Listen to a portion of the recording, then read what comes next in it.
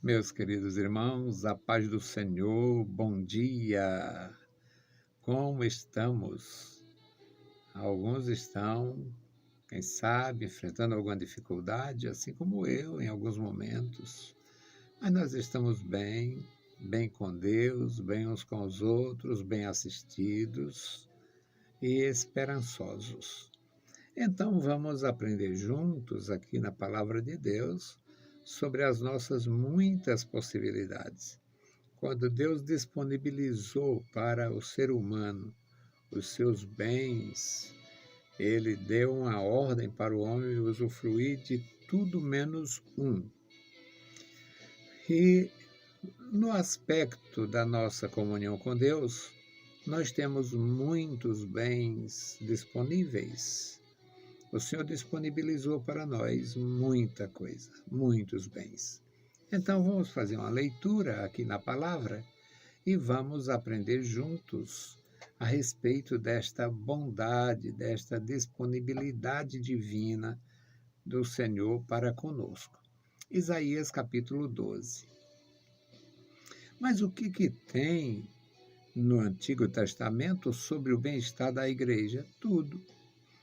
No Antigo Testamento, nós temos no comecinho, lá no Gênesis, nós temos a promessa de Deus a Abraão, que através dele os gentios seriam abençoados, bem-aventurados, felizes, benditos.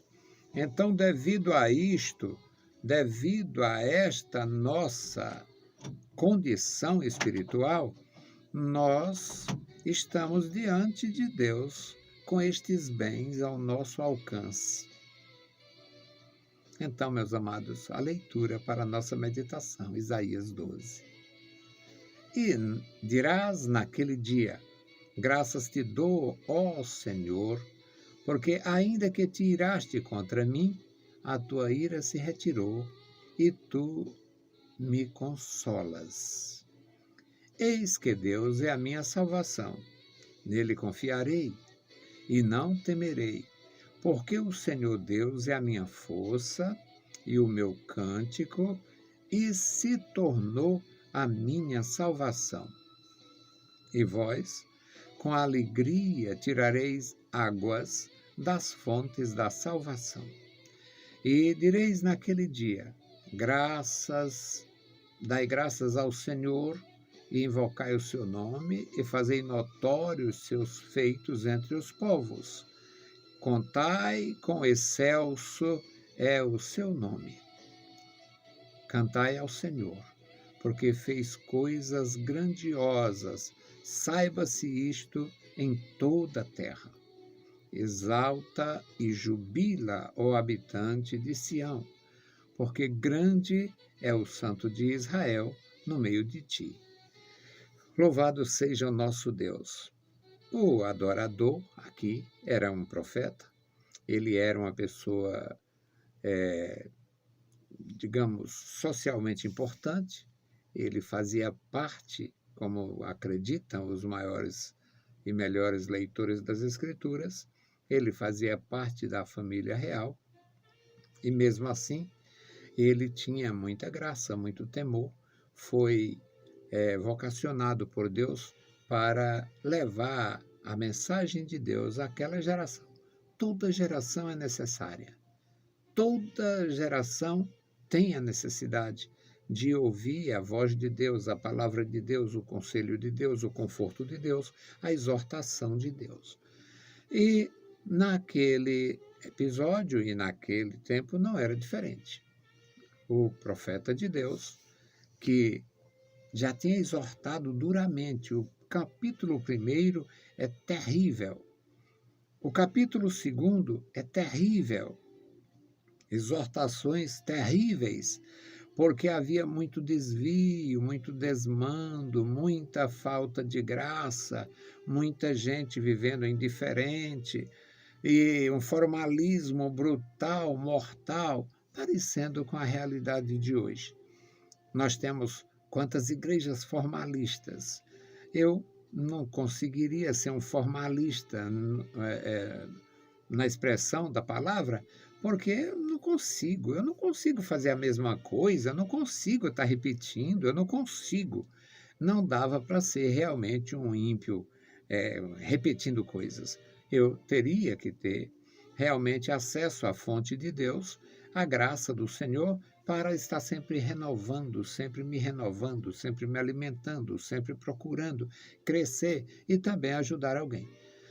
Então, o profeta que havia realmente exortado de uma forma muito dura o seu povo, os capítulos 1º, 2º, 8º, 10º, era realmente muito grande as exortações, aqui uma aliviada maravilhosa, falando sobre as correções que são orientadas enquanto ele exortava, né? Porque o nosso Deus é o seguinte, o nosso Deus nunca reprova sem mostrar uma saída. Ele nunca condena sem mostrar a possibilidade de reconciliação e de perdão. Deus não bane sem mostrar a possibilidade de aproveitamento. É bom aprender isto. O nosso Deus não bane sem dar oportunidade. Quando Deus falou com Abraão e prometeu a terra, aquela terra que hoje está lá, o povo de Israel, quando Deus prometeu aquela terra, disse, a tua descendência vem para cá. Mas não é agora não, é a 4ª geração. Porque a medida da maldade dos habitantes desta terra não completou. Ou seja, Deus dá tempo, longanimamente, pacientemente, Deus dá tempo para a pessoa corrigir. Aqui, meus amados irmãos, depois de muitas exortações, o profeta diz, e dirás naquele dia, graças te dou ao Senhor, porque ainda que eu te irei, ainda que eu te fiz se irá, ainda que eu provoquei a tua ira, ainda que tu tenhas se irado contra mim, ainda me consolas. Tu me consolas. Eis que Deus é a minha salvação.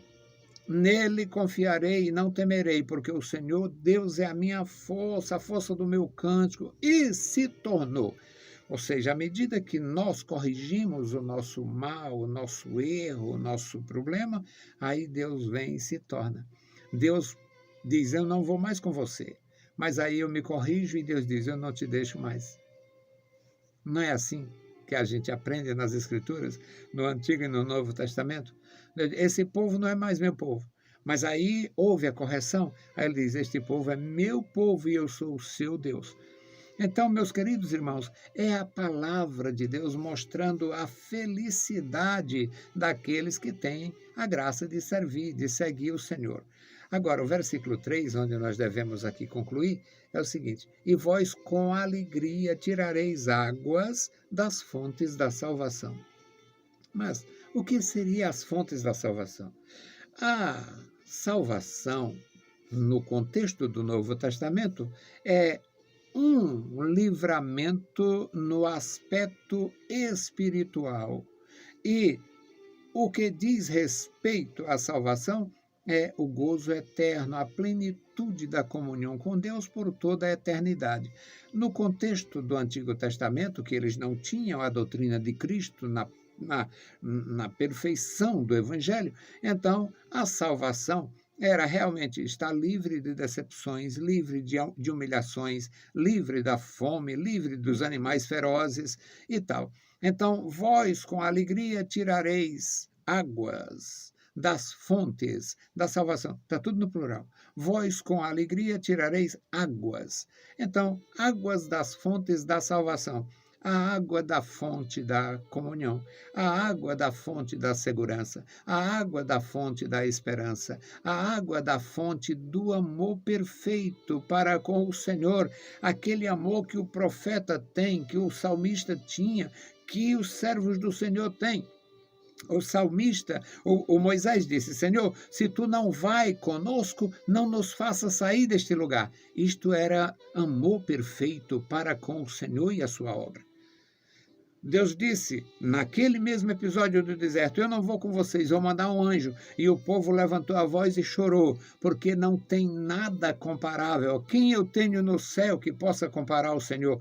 Ninguém. Então, a presença do anjo, que era realmente muito importante, uma grande segurança, mas não tinha para Israel a mesma importância da presença divina, marcada ali, eles podendo falar com o Senhor e ouvir a voz do Senhor. Então, a presença do anjo não era o que eles queriam, o que eles esperavam. Vós com alegria tirareis águas das fontes da salvação, a fonte do gozo espiritual, a fonte da paz. O Jacó estava velho e cheio de problemas lá, de saúde, claro, para morrer, mas ele estava tão bem com Deus, as águas da fonte da salvação eram tão abundantes, tão perenes, que ele juntou a família, aconselhou os filhos, praticamente fez ou profetizou para cada um, e o texto do Gênesis diz que ele encolheu os pés na cama e expirou. Ou seja, tirar água das fontes da salvação é estar em comunhão com Deus, na graça divina, esperança viva, é estar em paz com Deus. E para nós, crentes em Jesus Cristo, para a igreja do Novo Testamento, além de tirar as águas das fontes da salvação, do bem-estar, do viver cristão, da digna comunhão com os outros, da digna comunhão com o Senhor, ainda temos a doutrina santa, a experiência perfeita e gloriosa da salvação eterna. É algo maravilhoso e incomparável, e a religião não proporciona isto para ninguém. As religiões ditas cristãs, o espiritismo promete a pessoa ficar, ou garante, ou promete, ou sugere que a pessoa fique indo e voltando, vagando no espaço, no cosmos, não sei onde, até reencarnar e um dia ter alguma coisa que sirva. O catolicismo promete ir para o purgatório, um lugar quente, onde a alma entra e nunca sai. Eles todo o tempo estão faturando, pagando, ganhando para tirar esta alma, para aliviar as penas, socorrer principalmente a quem mais precisar. Está todo mundo no mesmo buraco, no mesmo lugar, então todo mundo necessitado. Mas é porque a religião não proporciona a paz com Deus. A religião não tem a fonte da salvação. A religião não tem a água da salvação. A religião não tem a promessa que nosso Senhor Jesus Cristo fez.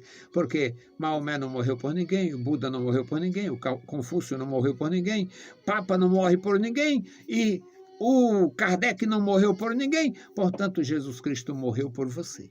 Jesus Cristo morreu por nós, morreu por mim, morreu por você, para que a gente tenha a alegria, a felicidade e tenha acesso à fonte da salvação, à fonte da graça, à fonte do gozo espiritual. E vós com alegria tirareis águas das fontes da salvação. Nós temos a fonte da palavra, a fonte da oração, a fonte do Espírito Santo que nos consola e nos orienta, a fonte da comunhão uns com os outros, a fonte do congregar, que é uma maravilha. Eu tenho a minha família muito boa, muito bem organizada, muito bem ordenada, mas ela se desfaz.